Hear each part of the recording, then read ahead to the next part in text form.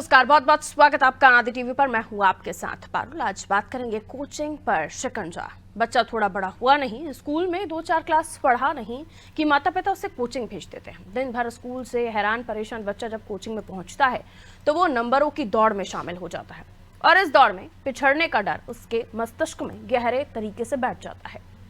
कई बार ऐसे बच्चे डिप्रेशन में चले जाते हैं और मौत को गले लगा लेते हैं। पिछले दिनों कोचिंग जाने वाले बच्चों ने रिकॉर्ड की संख्या में मौत को गले लगाया, जिसे देखते हुए अब केंद्र सरकार ने कोचिंग संस्थानों के लिए सख्त गाइडलाइन जारी कर दी है। इसमें सबसे प्रमुख बात यह है कि 16 साल से कम उम्र के बच्चे कोचिंग पढ़ने नहीं जाएंगे। इसके ऊपर के बच्चों को भी कोचिंग पढ़ने की तभी इजाजत होगी जब उनका रिजल्ट उनके सामने आ चुका होगा। इसका अर्थ यह है कि बच्चों के ऊपर कम से कम 16 वर्ष की उम्र तक कोचिंग और स्कूल की दोहरी पढ़ाई का बोझ नहीं होगा और उन्हें स्कूल में खेलने कूदने, पढ़ने लिखने, प्रसन्नचित्त रहने का अवसर मिल सकेगा। केंद्र सरकार ने और भी कई तरह की गाइडलाइन जारी की है और उम्मीद की जा रही है कि इन गाइडलाइंस के बाद अब कोचिंग संस्थानों की मनमानी और माता पिता की लापरवाही पर अंकुश लग सकेगा। आज इसी मुद्दे पर हम बातचीत करने वाले हैं। एक रिपोर्ट दिखा देते हैं।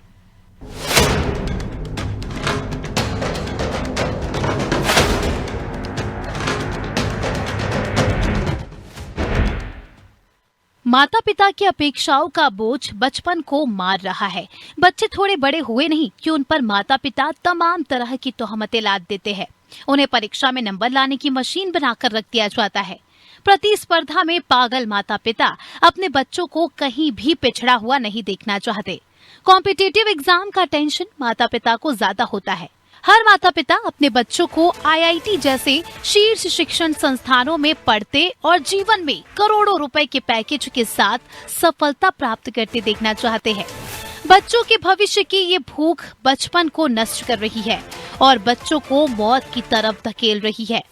माता पिता इस नंबर गेम में इस कदर पागल है कि 6वीं कक्षा के बच्चे को भी स्कूल से आते ही कोचिंग सेंटर में भेज दिया जाता है। स्कूली शिक्षा से थका हारा दिमाग जब कोचिंग सेंटर में नहीं चलता है तो बच्चा डिप्रेशन में चला जाता है और कई बार मौत की तरफ भी उसके कदम मुड़ जाते हैं। यही कारण है कि देश में कोटा जैसे शहर से लेकर अनेक शहरों के शीर्ष शिक्षण संस्थानों में मासूम बच्चों की आत्महत्या के मामले बदस्तूर सुनाई पड़ रहे हैं। हर साल नया रिकॉर्ड बनता है बच्चों की मौत का।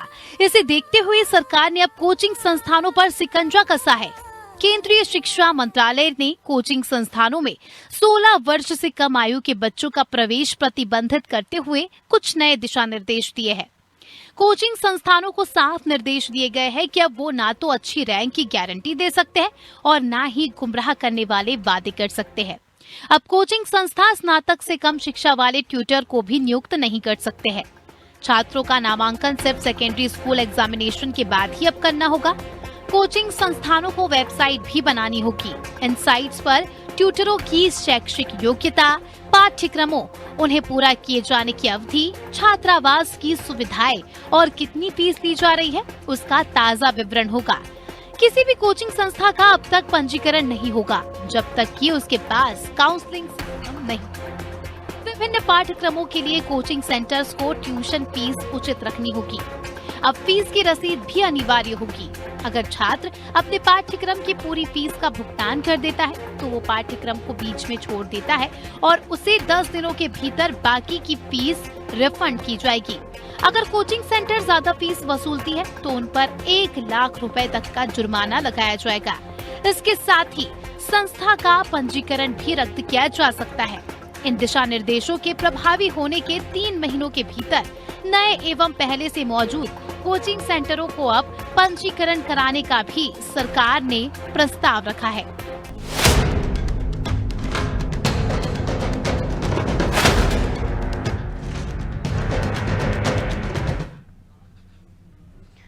पहले पढ़ाई का इतना प्रेशर नहीं होता था। हम देख पाते थे बच्चों का टाइम मैनेजमेंट अच्छे से होता था। उन्हें खेलने कूदने का भी समय मिल पाता था, उन्हें पढ़ाई का समय मिल पाता था और बाकी के समय उन पे स्कूल का होमवर्क करने का भी एक प्रेशर रहता था, वो समय निकाल कर लिया करते थे। लेकिन अब स्कूल का होमवर्क भी है, कोचिंग सेंटर्स पर भी कोर्स कवर करवाने का प्रेशर रहता है। जो वादे वो कर लेते हैं एडमिशन के टाइम पर उसे पूरा करवाने का प्रेशर होता है और फिर उन वादों को पूरा करने का जिम्मा किसका होता है? स्टूडेंट का, जिसकी उम्र 16 साल से कम है। कई ऐसी जगहें हैं जहां पर कोचिंग संस्थान चल रहे हैं, बड़ी बड़ी मोटी मोटी फीसें ले रहे हैं अलग अलग कोर्सेज में पास करवाने का, या फिर उन्हें ये आश्वासन देते हैं कि वो गारंटी ले रहे हैं कि वो ऐसी पढ़ाई कराएंगे, क्या उनका बच्चा अच्छी रैंक निकाल कर देगा। तो कई तरह के वादे होते हैं, लेकिन इस बीच बच्चों का बचपन खत्म हो रहा है, उनका स्ट्रेस लेवल बढ़ रहा है और कम उम्र में ही वो इतने ज़्यादा मेंटली स्ट्रेस्ड हो जा रहे हैं, इतने ज़्यादा प्रेशर में आ जा रहे हैं कि आत्मघाती कदम उठा रहे हैं। और इसलिए केंद्र सरकार ने कई सारी गाइडलाइंस जारी की है। उनमें एक गाइडलाइन भी महत्वपूर्ण हो जाती है कि 16 साल से कम उम्र के बच्चे कोचिंग सेंटर्स में नहीं जाएंगे और इसकी पूरी जिम्मेदारी कोचिंग सेंटर्स की होगी। उन्हें तमाम अपनी इंफॉर्मेशन वेबसाइट्स पर डालनी होगी और ये ज़रूरी हो चला है, क्योंकि हम देख रहे हैं कि शिक्षा जो मनुष्य को वाकई मानव बनाती है, वो एक बच्चे को 16 साल से कम उम्र के बच्चे को कमज़ोर बना रही है। वो भी इसलिए क्योंकि ये प्रेशराइज एजुकेशन हो गई है। ये वो एजुकेशन नहीं है जब एक वाकई हम एक मानवता की ओर बढ़ रहे हैं, हम शिक्षित हो रहे हैं। ये प्रेशर है। हमारे साथ कई सारे सहयोगी भी जुड़ेंगे जो हमें बताएंगे कि उनके क्षेत्र में कोचिंग सेंटर्स में किस तरह की पढ़ाई होती है, किस तरह से स्टूडेंट्स को लेकर अगर हम विचार करने की कोशिश करें तो छोटे छोटे बच्चे स्कूल से निकलने की यूनिफॉर्म में आप देखेंगे कि कोचिंग सेंटर्स में पढ़ाई कर रहे होते हैं। शबाना हमारे साथ भोपाल से जुड़ी हुई हैं, उनसे हम और भी चीज़ें समझने की कोशिश कर लेते हैं। शबाना, कई सारे कोचिंग सेंटर्स हैं। अब भोपाल की बात मैं करूं तो भोपाल तो एजुकेशन हब के नाम से जाना जाता है, अलग अलग जगहों से आकर स्टूडेंट्स पढ़ रहे होते हैं, लेकिन 16 साल से कम उम्र के बच्चों के लिए अब मनाही है, वो भी केंद्र सरकार की गाइडलाइन के मुताबिक। ऐसे कितने सेंटर्स हैं जो भोपाल में चल रहे हैं और वहाँ पर छोटी उम्र के बच्चों को भी पढ़ाया जाता है? बिल्कुल पारुल, मैं आपको बताना चाहूंगी कि केंद्रीय शिक्षा मंत्रालय ने एक आदेश जारी किया है। वो आदेश ये है कि अब किसी भी कोचिंग सेंटर में जो है 16 साल से कम उम्र के बच्चे नहीं पढ़ पाएंगे। हालांकि मार्केट में बढ़ते कोचिंग क्लासेस में ये संचालकों को कहीं ना कहीं झटका लगा है, क्योंकि आपने देखा कि किस तरीके से अब कोचिंग संचालक जो थे वो बच्चे ज्यादा से ज्यादा उनकी कोचिंग में आ सके उसको लेकर टीवी पे भी ऐड देने लगे थे, प्रलोभन भी देते थे, जिससे माता पिता प्रभावित होते थे और अपने बच्चों पर प्रेशर बनाते थे। आपने देखा कि शिक्षा का प्रेशर अब बच्चों पे बढ़ने लगा था, जिसके कई मामले भी सामने आए। जब बच्चे इस सदमे को बर्दाश्त नहीं कर पाते, जब वो माता पिता के फैसले पे खरे नहीं उतर पाते, तो कहीं ना कहीं वो मौत को गले लगा लेते हैं। आपने देखा कई ऐसे सुसाइड नोट भी सामने आते हैं जिसमें साफ तौर पर बच्चे ये लिखकर मर जाते हैं कि हम माता पिता जो कह रहे थे, जो हमसे कराना चाहते थे, हम उससे खरे नहीं उतर पाए। तो कहीं ना कहीं ये अपने आप में बड़ी बात है। हालांकि जब नई शिक्षा को लेकर, नए कोचिंग क्लासेस को लेकर 16 साल से कम उम्र के बच्चे को बंद कर दिया गया, जब इस बारे में हमने मनोवैज्ञानिक से पूछा तो उनका साफ तौर पर कहना था कि सरकार का जो ये फैसला है कई मायने में बहुत सही है, क्योंकि जो बच्चे छोटे होते हैं वो ज्यादा विकसित नहीं होते। सबसे ज्यादा विकसित यहाँ पर उनका दिमाग होना चाहिए, और उनका दिमाग तब विकसित होगा कि जब वो आसपास के लोगों से मिलेंगे। उनको शिक्षा का प्रेशर इतना ज्यादा हो जाता है कि वो अड़ोसी पड़ोसी से नहीं मिल पाते, अपने परिचित से नहीं मिल पाते, खेल नहीं पाते, दूसरे दोस्तों के साथ कहीं घूमने नहीं जा पाते।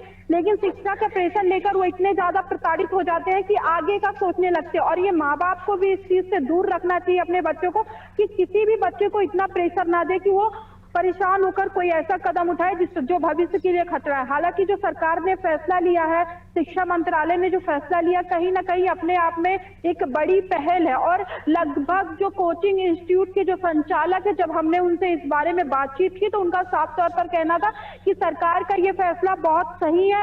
ये जो सरकार ने कड़ा और बड़ा कदम लिया है, ये कहीं ना कहीं बच्चों के भविष्य के लिए आने वाले समय में बहुत ही अच्छा कदम होगा। क्योंकि आपने देखा अभी जो बच्चे 6वीं और 7वीं में पढ़ते हैं, उनका दिमाग इतना ज्यादा विकसित नहीं हो पाता, उनके अंदर सोचने की क्षमता नहीं होती है और वो अपने लिए फैसले नहीं ले पाते। तो कई बार जो वो प्रलोभन में आ जाते हैं कि आपको नीट क्वालिफाई करा देंगे, आपको इस एग्जाम में आगे बढ़ा देंगे, आप यहाँ से पेपर निकालेंगे। तो इस तरीके का जो ऐड है उन पर भी जो है सरकार ने रोक लगाई है।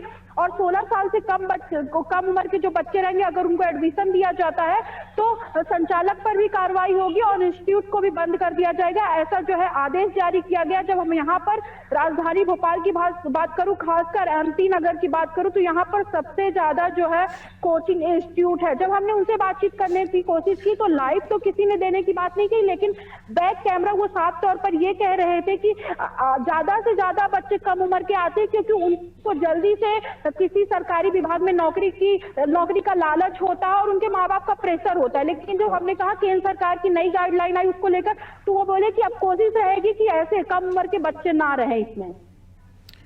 जाहिर है ये बात आपने सही कही कि कम उम्र से ही बच्चे सपने देखने लगते हैं। पहले होता था कि 12th पास के बाद बच्चा अपना कोर्स डिसाइड करता था, फिर वो अपनी फील्ड चयन करता था। लेकिन अब 8वीं 10वीं से ही बच्चे के दिमाग में प्रेशर होता है कि आप अपना एम डिसाइड कर लीजिए, आपको क्या करना है उसकी तरफ आप आगे बढ़ने लगिए। और फिर ऐसे कोर्सेज करवाने वाले या इस तरह की जो क्रैश कोर्सेज की परीक्षाएं हैं, ये जब होती हैं तो बच्चे को फिर रहता है कि अगर मैं अभी से पढ़ाई शुरू कर लूंगा तो 1 साल में मेरा कोर्स कवर हो जाएगा और बाकी मैं उसको रिवीजन कर पाऊंगा ताकि मैं जो एग्जाम है उसको अच्छी तरह क्रैक कर पाऊं। तो ये बच्चा 8वीं 10वीं से ही प्लानिंग करने लगता है। और आज के बच्चे काफ़ी समझदार हैं, अगर वो नहीं भी ट्यूशन जा रहे हैं तो वो घर पर बैठकर उन जो सोशल मीडिया या यूट्यूब प्लेटफॉर्म पर कई सारे वीडियोस हैं वहाँ पर वो चैनल्स को ज्वाइन कर रहे हैं। तो कोचिंग सेंटर जाने पर तो पाबंदी लग जाएगी, लेकिन ऐसे यूट्यूब चैनल्स जो वहाँ पर भी रजिस्ट्रेशन ले रहे हैं, वहाँ पर भी फीस ले रहे हैं और उन्हें ऑनलाइन क्लासेस दे रहे हैं, ये भी तो एक तरीका है कोचिंग संचालकों का पढ़ाने का। बहुत शुक्रिया शबाना जानकारी देने के लिए। तो जिस तरह से तकनीक विकसित हुई है उसी तरह से अलग अलग चीज़ें और कोचिंग संचालकों के लिए भी आसान हो गई हैं। और इस पर किस तरीके से पाबंदी होगी, इस पर किस तरीके से कोई रूल्स रेगुलेशंस होंगे इन चीज़ों के लिए जो कोचिंग सेंटर पर बच्चों को नहीं बुला रहे हैं लेकिन अलग अलग देश के अलग अलग कोने से यूट्यूब चैनल संचालित करके वहाँ पर रजिस्ट्रेशन करा रहे हैं। वहाँ पर आपको महीने की या 3 महीने की फीस देनी पड़ती है और फिर आपको रेगुलर क्लासेस अटेंड कराई जाती हैं। बहरहाल लेकिन फिलहाल जो ये डिसीजन सामने आया है इसका सभी स्वागत कर रहे हैं, क्योंकि हम देख रहे हैं कि कम उम्र में ही लोग जो है बच्चों को भी देख रहे हैं और हम बच्चों को भी उनकी मानसिक स्थिति समझिए, उनका दिमाग समझिए। जब हम देखते हैं कि बच्चा 8वीं में आता है तब भी उसके दिमाग में अपने करियर को लेकर, अपने आगे उसे क्या बनना है उसको लेकर प्रेशर उसके दिमाग में आ जाता है और फिर पेरेंट्स भी वहीं से शुरू कर देते हैं कि कंपटीशन है। आप देखिए हर क्लास में हम कंपटीशन के दौर में चले जा रहे हैं। आप 16 साल से कम उम्र की एज में बच्चों को देखिए, 5वीं 6वीं 7वीं 8वीं 9वीं 10वीं 12वीं तक के कंपटीशन पेरेंट्स खुद पैदा करते हैं और फिर उसके बाद उनको क्या बनना है, नीट करवाना, जेईई करवाना, अलग अलग क्रैश कोर्सेज होते हैं जिसकी तैयारी 8वीं 10वीं से ही बच्चा सोचने लगता है कि अब मैं अगले साल पास होके कोचिंग ले लूंगा, अगले साल पास होके मैं क्लास ले लूंगा।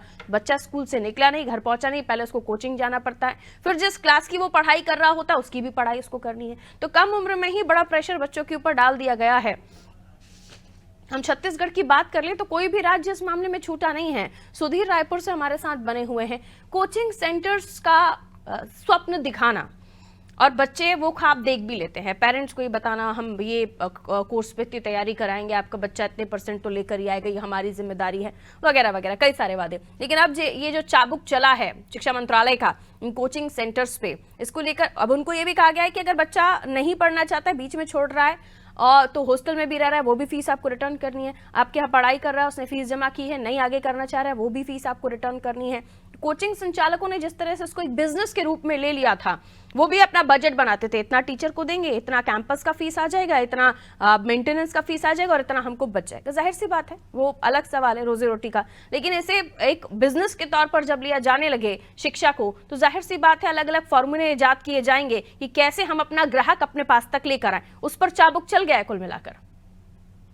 जी बिल्कुल, अगर बात करें कल शिक्षा मंत्रालय द्वारा दिए गए गाइडलाइन को देखते हुए अगर बताया जाए तो 16 साल के कम उम्र के जो छात्र रहेंगे उनकी अब स्कूली शिक्षा को महत्व देने के लिए कल मंत्रालय द्वारा बड़ा निर्णय लिया गया, क्योंकि स्कूली शिक्षा भी एक बड़ा मुद्दा है। क्योंकि ज्यादातर देखा गया जो पेरेंट्स वगैरह हैं वो बच्चों को कोचिंग सेंटर्स में डाल देते हैं उनके उज्जवल भविष्य के लिए, परंतु जो स्कूली शिक्षा के समय जो गतिविधियां वगैरह होती है उन पर कहीं ना कहीं एक विराम सा लग जाता है। उसको देखते हुए भी मंत्रालय द्वारा ये कदम उठाया गया है। और साथ ही साथ इस विषय पर अधिक बात करने के लिए मेरे पास R&D संस्थान के शिक्षक मेरे साथ मौजूद है, आइए उनसे बात करते हैं। क्योंकि एक बड़ा मुद्दा है शिक्षा, क्योंकि उसको देखते हुए जो कोचिंग सेंटर्स हैं उनको भी गाइडलाइन दिए गए हैं। रमेश जी एक बात बताइए, जिस तरीके से गाइडलाइन वगैरह दी गई हैं उसको लेकर क्या कुछ है, क्योंकि 16 साल के कम उम्र के बच्चों को उनकी स्कूली शिक्षा को महत्व देने की बात की गई है। मेरा मानना है सर, देखिए कि मैं 12 सालों से इस फील्ड में हूँ, तो मेरा मानना है सर देखिए जो भारत सरकार ने गाइडलाइन जारी की है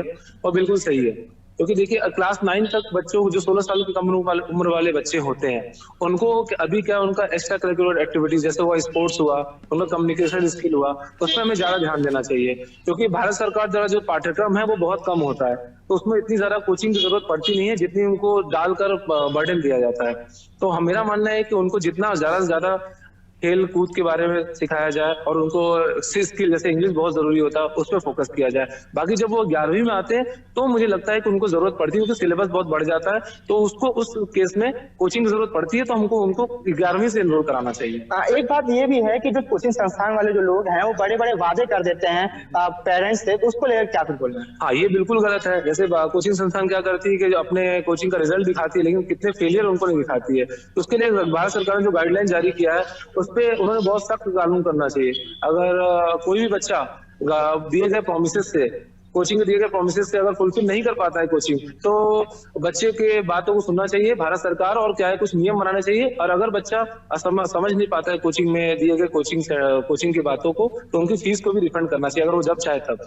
तो ये आपने देखा कि जिस तरीके से जो कोचिंग सेंटर्स है वो भी कहीं ना कहीं इसको सपोर्ट कर रहे हैं, और जिस तरीके से छात्र हित को देखते हुए जो टीचर्स है वो भी इस जो नियम बनाया गया है उसका सपोर्ट कर रहे हैं। फारूक, बिल्कुल, और ये भी कि वेबसाइट्स भी बनाने के लिए कहा गया है कोचिंग सेंटर्स को कि आपके यहाँ फैकल्टी जो है उनकी क्या इन्फॉर्मेशन है, क्या उनकी एजुकेशन है, किस चीज़ को लेकर वो अपनी एक्सपर्टीज़ का दावा कर रहे हैं, उस क्षेत्र में उनकी कितनी पढ़ाई है, ये सारी चीज़ें उन्हें फीस के साथ मेंशन करनी होगी। और ना केवल ये बल्कि उन्हें रसीद भी देनी होगी। कई बार क्या होता है, पेरेंट्स भी मान जाते हैं कि ठीक है वो कुछ प्रेशर की वजह से कि आप ठीक है फीस ले लीजिए लेकिन हमारा बच्चा अच्छे से अच्छा रैंक लेकर आए, इस बात का ध्यान रखें। तो अब रसीद भी उन्हें कंपलसरी कर दी गई है कि बगैर रसीद के भी आप जो है अपनी फीस ना लें। और इसलिए भी ये ज़रूरी हो जाता है क्योंकि कई सारे केसेस जो कोटा हो, अलग अलग जगहों से जो आत्महत्या के बच्चों के स्टूडेंट्स की आत्महत्याओं के केसेस आ रहे हैं क्योंकि उनके ऊपर इतनी पढ़ाई का प्रेशर है और फिर वो अपने पेरेंट्स के सामने आंख मिला नहीं पाते हैं। अगर वो फेल हो जाते हैं, कम नंबर्स आते हैं, उनके अनुकूल नहीं आते हैं जो उन्होंने सोचा होता है, फिर वो जो डिप्रेशन वाला लेवल बनता है उस उम्र में बच्चे की सोचने समझने की क्षमता उतनी नहीं होती है कि आप जो कदम उठा रहे हो कितना गलत है, उसके आगे भी रास्ते हैं। तो फिर ये जो केसेस आ रहे हैं, शिक्षा मंत्रालय की तरफ से ये निर्णय इस वजह से भी है कि न केवल प्रेशर बढ़ रहा है, बच्चा अपना बचपन खो रहा है, बल्कि आत्महत्या आत्मघाती कदम तक उठा रहा है।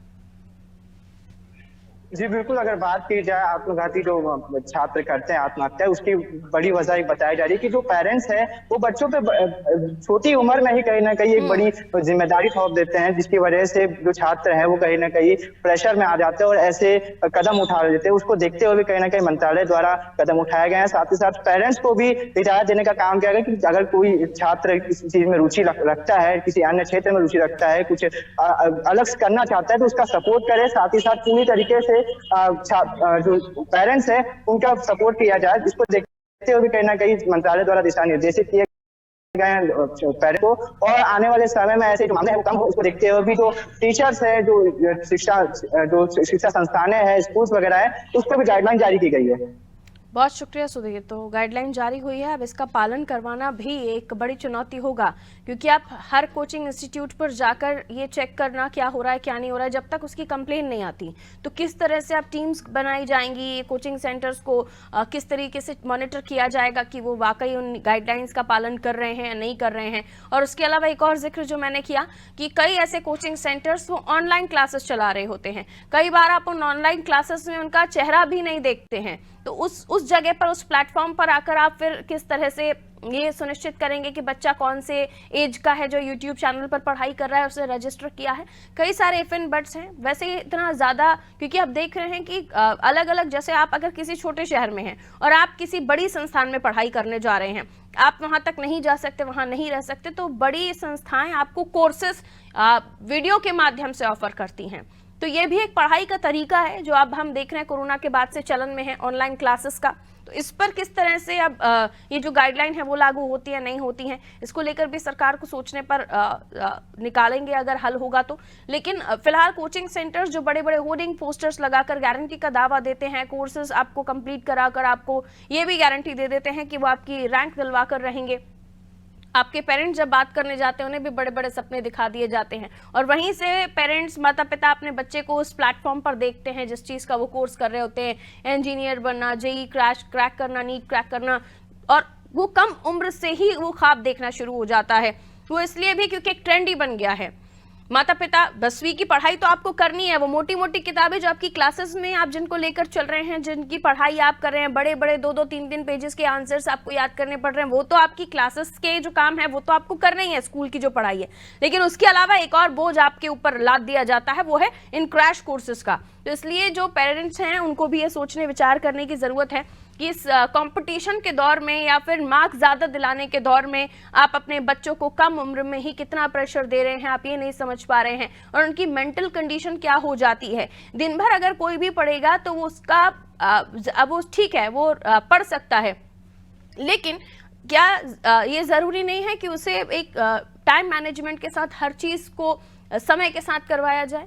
ये बोझ जो पढ़ाई, शिक्षा, मैंने फिर कहा, शिक्षा एक मानव को, एक इंसान को इंसान बनाती है।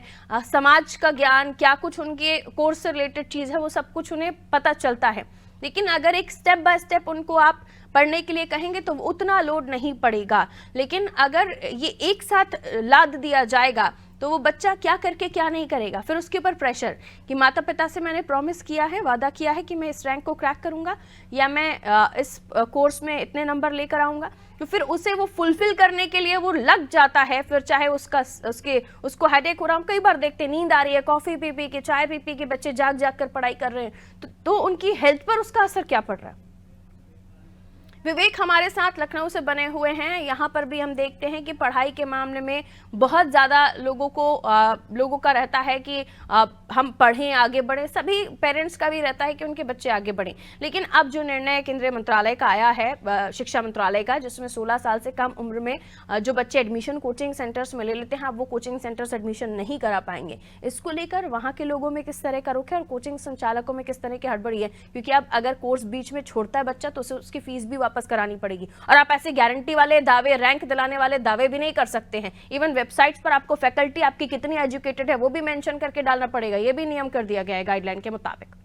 विवेक जी बिल्कुल, जिस तरीके से ये नई गाइडलाइन के माध्यम के सुझाव दिए गए हैं कोचिंग सेंटर रेगुलेशन वगैरह को, तो देश में कई ऐसी प्रतिष्ठित कोचिंग संस्थान भी है जहाँ के रिजल्ट काफी अच्छे आते रहे हैं और बचपन से ये चीज सिखाई जाती रहती कि स्कूल हमारा दूसरा घर है। वो स्कूल कब कोचिंग सेंटर ने रिप्लेस कर दिया, ये बात जो है कि समझनी पड़ेगी। और जिस तरीके से IIT या फिर नीट की तैयारी करने वाले जो बच्चे हैं वो सुसाइड कर रहे हैं, उसको देखते हुए केंद्र सरकार ने एक बड़ा जो है वो सुझाव दिया है तमाम जो देश की जो कोचिंग सेंटर है, शिक्षण संस्थान है, कोचिंग संस्थान है, उनको लेकर, क्योंकि ये मामले लगातार बढ़ते चले जा रहे हैं। खासतौर पर कोटा से लगातार मामले ये बढ़ते चले आ रहे थे। चाहे वो कोई भी शहर हो, आप देखते हैं कि लगभग हर जगह पे, बड़ी जगहों पे जो है कोचिंग सेंटर्स के बोर्ड लगे होते हैं, टॉपर्स की लिस्ट लगे होते हैं, और ये जो टॉपर्स वो मेरिट के लिस्ट होते हैं, कहीं ना कहीं बच्चों के माता पिता को ये प्रभावित करते हैं, जिसके बाद वो अपेक्षा करते हैं अपने बच्चे से कि उनका बच्चा भी मेरिट पे आए। लेकिन उनको भी ये चीजें समझनी होगी कि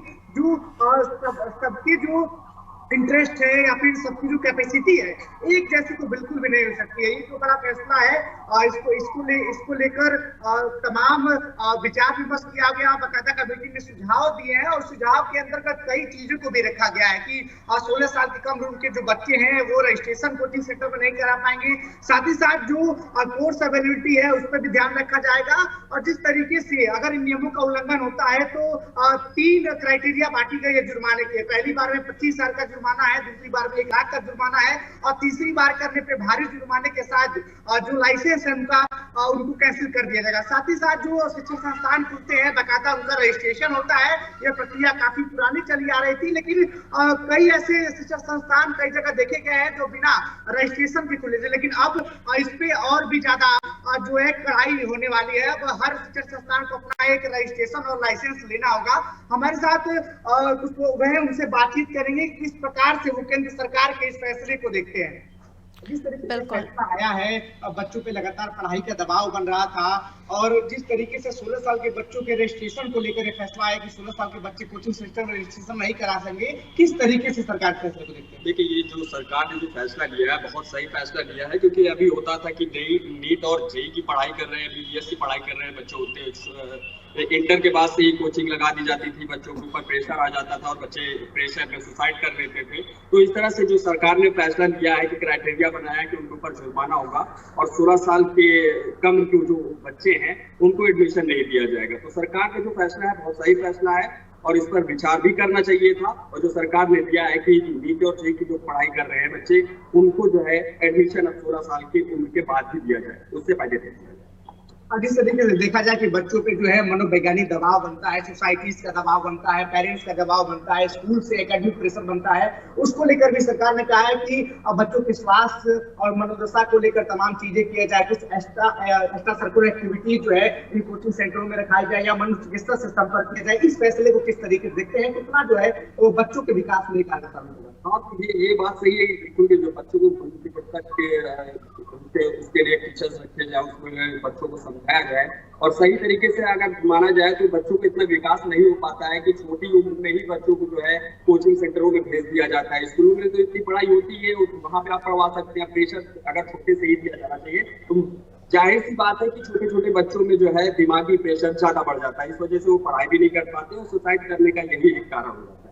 आप खुद एक टीचर है, अब जिस तरीके से छोटे बच्चे जो भारी बस्ते लेके स्कूल जाते हैं, उसके बाद स्कूल से छूटने के बाद उनको प्राइवेट ट्यूटर के पास भेज दिया जाता है, तो कहीं ना कहीं इतनी कम उम्र से ही पढ़ाई का इतना दबाव बनता है और सोसाइटी का दबाव रहता है, तो कहीं ना कहीं उसके मानसिक विकास में जो है अवरोध उत्पन्न होता है। तो किस तरीके से एक टीचर इन चीजों को हैंडल करता है ताकि बच्चों पर ज्यादा प्रेशर ना बने? देखिए, बच्चों को ज्यादा प्रेशर ना बन पाए इसके लिए बच्चों को ज्यादा इतना प्रेशर नहीं देना चाहिए कि बच्चे जो है बहुत सारे जो है क्वेश्चन दे दिए जाते हैं कि आपको ये करके लाना, प्रेशर दे दिया जाता है, एग्जाम्पल्स दे दिए जाते हैं कि आपको ये करके ही देना है। तो ये ऐसे प्रेशर नहीं देना चाहिए और जो सरकार ने जो फैसला किया है, तो ये 16 साल के उम्र के बच्चे जो गाइडलाइन आई है शिक्षा मंत्रालय की, केंद्रीय शिक्षा मंत्रालय की, बहुत बहुत शुक्रिया विवेक, बहुत बहुत शुक्रिया जानकारी साझा करने के लिए, बहुत बहुत शुक्रिया। तो देखिए, ये जो गाइडलाइन केंद्रीय मंत्रालय को जारी करनी पड़ी इसलिए क्योंकि आप ट्रेंड की तरफ, आप भेड़ चाल की तरह आगे बढ़ते जा रहे हैं। आपने देखा, अरे पड़ोसी का बच्चा जेईई नीट क्रैक कर लिया, आप अपने बच्चे को तैयारी कराने लगते हैं और उन्होंने भी किसी और को देखकर अपने बच्चे को पढ़ाना शुरू कराया होगा। क्या आप जानते हैं कि एक बच्चे का वाकई एक लिमिट होती है कि उसके ऊपर पढ़ाई का प्रेशर डाला जाए। स्कूलों में वैसे ही पढ़ाई बहुत डिफिकल्ट है, आप देख रहे हैं, आप किसी भी सब्जेक्ट की बुक उठाकर देख लीजिए, उसे देखकर ही खौफ सा आता है कि इतनी ज़्यादा किताबें हमारा बच्चा पढ़ेगा कैसे। लेकिन उसके बावजूद भी हम एक और बोझ डाल देते हैं और इसलिए जो बच्चा है वो आपकी उम्मीदों पर खरा उतरने के लिए तमाम कोशिशें करता है, लेकिन कहीं ना कहीं अगर वो चूक जाता है ना तो फिर वो आत्मघाती कदम उठाना शुरू कर देता है। और यही वजह है कि शिक्षा मंत्रालय को इस तरह के निर्णय लेने पड़े और ऐसे जो कोचिंग संचालक है जिन्होंने शिक्षा को बिजनेस बना के रखा हुआ है उन पर भी नकेल कसने का ये बहुत अच्छा तरीका था, जिसका सभी स्वागत कर रहे हैं। आपको लगता है आपका बच्चा पढ़ रहा है, वो आगे बढ़ सकता है, ठीक है, नहीं तो आप बीच में बच्चा क्विट करके अपनी फीस वापस भी ले सकता है, इसका भी कोई प्रेशर उसके ऊपर नहीं है।